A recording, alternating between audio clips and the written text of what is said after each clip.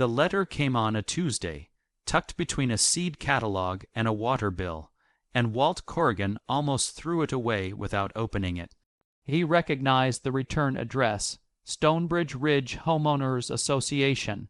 He'd watched that name go up on real estate signs for 3 years now, ever since bulldozers turned 400 acres of his family's scrub pasture into curved streets and stucco houses with tile roofs, land that used to belong to him. Walt sat down at the kitchen table his father built in 1968 and opened the envelope with a pocket knife because he never trusted paper cuts. Inside was a cease-and-desist letter. It said he was trespassing on Stonebridge property. It said his old survey stakes, the ones he'd walked past every week of his life, were being removed. It said if he came near that parcel, again, there would be legal consequences. Walt read it twice. Then he called his daughter. "Reagan, I need you to come out here. Bring the deed box."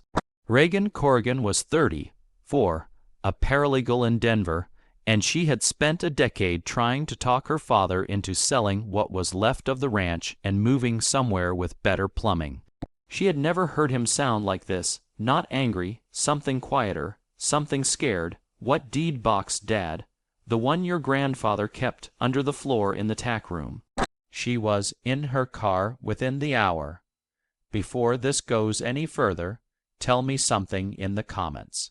Have you ever found out that something you thought was long settled, a piece of land, a family matter, a debt someone swore was paid, had actually been sitting there quietly the whole time, just waiting for the wrong person to knock on the door?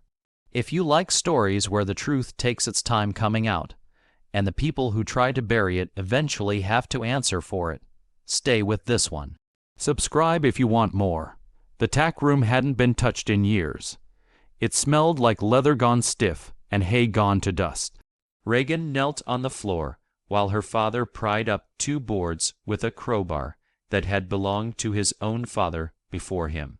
Inside the box, photographs, a rusted spur, and a folder wrapped in oilcloth. Walt's hands weren't steady anymore. Arthritis had taken most of the strength out of them, but he untied the string like it still mattered to do it carefully. "Your Uncle Dale sold off the mineral rights back in '91, he said. "You knew that part." "I knew there was some kind of gas lease," Reagan said. "You never talked about the details, because the details embarrass me." Walt set the folder on his knee. Dale didn't just sell mineral rights. He sold subsurface access, ground rights 40 feet down, under 210 acres, including everything Stonebridge built on. Reagan went still. "Dad, that would mean the family still owns the ground under all of it." "If this document holds up, yes," Walt said. "I signed my own portion over years later, thinking it was only gas rights. Dale never told me what he'd actually sold. I don't think he ever told anyone the whole truth about it." Why would he do that? Walt didn't answer right away. Outside, wind moved through the fence line, the same sound Reagan had fallen asleep to as a child. "Because your uncle owed money," Walt finally said, and he was ashamed. Ashamed men don't tell the truth. They just find quiet ways around it, and they leave the mess for somebody else to clean up. Reagan opened the folder herself. The document was faded, but the language was clear enough. A conveyance of subsurface estate, separate from the surface. Something Dale had signed away for cash in a bad year, decades before anyone imagined luxury homes standing above it. Something that, through a chain of sloppy county filings, had never been properly cleared when the developer sold finished lots to Stonebridge back in 2019. Which meant 210 families were living, right now, above ground that legally still belonged to the Corrigans. And somebody at Stonebridge had known about it and said nothing. Reagan found that part 3 days later, sitting in the county recorder's office with a lawyer friend from her Denver firm, going through file after file until the pattern became impossible to ignore. The original 2019 title search, the one that should have caught the subsurface car, About before a single house was sold, had been run, flagged, and then quietly buried. Not lost, buried. Someone had ordered a follow-up review, seen the conflict in black and white, and never told the board, the buyers, or the county. The order for that follow-up search had come from Carol Whitfield, president of the Stonebridge Ridge Homeowners Association. Carol ran meetings with the crisp efficiency of a woman used to enforcing schedules. What Reagan's friend also found, tucked in a filing nobody had bothered to cross-reference, was that Carol held a 15% stake in the shell company that had handled Stonebridge's original land acquisition, a stake disclosed nowhere in the HOA's public records, a stake that would become worthless the moment anyone learned the title wasn't clean. She's known for years, Reagan told her father that evening, the papers spread across the kitchen table. If this ever came out, her own investment would be gone, so she buried it and hoped nobody ever looked. Walt looked toward the ridge, where the roof lines caught the last light. And the cease-and-desist letter, he said slowly, wasn't about a fence line, Dad.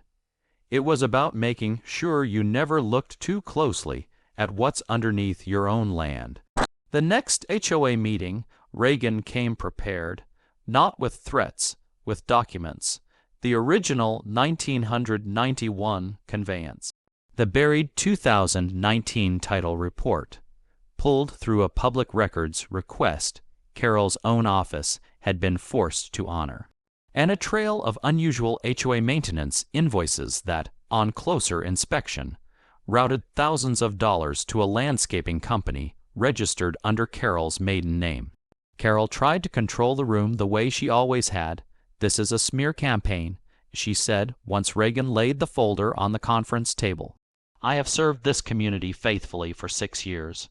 You've served your own investment for 6 years," Reagan said quietly.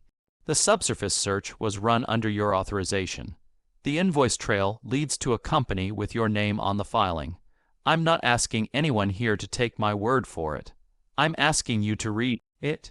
A man near the back of the room, silver-haired, arms folded, a resident named Frank, picked up the buried title report and read it slowly while the room waited in silence. "This is dated 4 years ago," he finally said, looking up. "You've known since before half of us even moved in, Carol." Carol's composure slipped, just for a moment. "I was protecting property values. Nobody wants to buy a home they think might be sitting on disputed ground." "You were protecting your own stake," Frank said. "That's not the same thing, and you know it. It didn't stay quiet after that meeting." Reagan filed a formal legal claim asserting the family's subsurface rights, which under state law meant Stonebridge could not clear title on a single home in the development without resolving the conflict first. Title insurers, once formally notified, stopped issuing new policies for Stonebridge properties within the week. Sales already in escrow froze overnight. Homeowners who had trusted Carol's leadership for years started asking questions of their own, and once people start pulling at one thread, they rarely stop there. An independent audit, ordered by a furious majority vote at the following meeting, turned up nearly $90,000 in HOA maintenance fees paid out to Carol's landscaping company over 3 years for pool and grounds work that inspection records showed had never been fully completed. Green algae in a pool budgeted for premium maintenance. Drainage repairs invoiced twice. A retaining wall paid for and never built. The county attorney's office opened a fraud investigation. Not because of Walt or Reagan, because 200 neighbors who felt lied to by someone they had trusted refused to let it drop. Walt didn't attend any of those meetings. He said his knees couldn't manage the folding chairs, but Reagan knew that wasn't the real reason. He didn't want to sit in a room built on his family's ground and watch it come apart out of anger instead of understanding. Instead, he sat most evenings on the porch, looking toward the ridge, the way he had his whole life. "Your grandfather used to say the land remembers everything," he told Reagan one night, "even the things people try to bury." "Do you believe that?" "I believe the paperwork does," Walt said. Which is close enough for me. The end, when it came, arrived at a public hearing that might as well have been a courtroom. Carol stood at the podium, trying to explain the buried title report as an oversight, trying to explain the maintenance invoices as bookkeeping errors, trying to explain a 15% stake in a shell company as something she had simply forgotten to disclose over 6 years. Frank stood up before she'd finished. "I trusted you with 6 years of my dues," he said. "I trusted you with my home. You knew it might not even be legally mine, and you let me keep paying you the whole time." Nobody clapped. Nobody needed to. The silence in that room did all the work.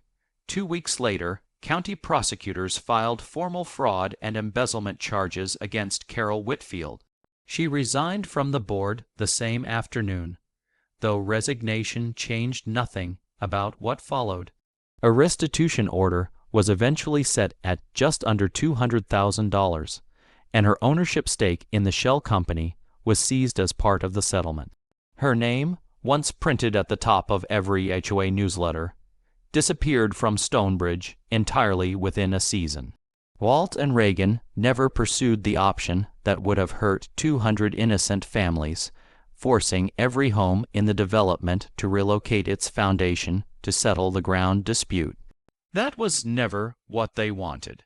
Instead, once the fraud was exposed and the title finally cleared honestly, the new HOA board, led, somewhat to everyone's surprise, by Frank, negotiated a fair buy out of the subsurface rights, spread across 10 years, at a price an independent appraiser called reasonable for everyone involved. It wasn't a fortune. It was enough to fix the barn roof, pay off the back taxes Dale's old mess had quietly created over the years, and put a little aside for the first time in longer than Walt could remember. He drove up to the ridge one last time before the papers were signed. Frank was on his porch and waved him over, and the two men sat together for a while without saying much, the way people do when there's finally nothing left to hide between them. "She almost got away with it," Frank said eventually. "People usually do," Walt said, "until they don't." Reagan found her father back home that evening, sitting at the kitchen table his own father had built in 1968, the empty deed box open in front of him. "You okay?" she asked. "I keep thinking about your Uncle Dale," Walt said. "One bad decision made out of shame 30 years ago. It could have ruined this family for good or saved it, depending entirely on who found it first." "We found it first," Reagan said. Walt nodded slowly, and for the first time in weeks, something in his shoulders finally let go. Outside, the porch light on the ridge clicked on the way it did every evening now, Frank's house, no longer a stranger's, glowing steady against the dark, over ground that, at last, everyone agreed on.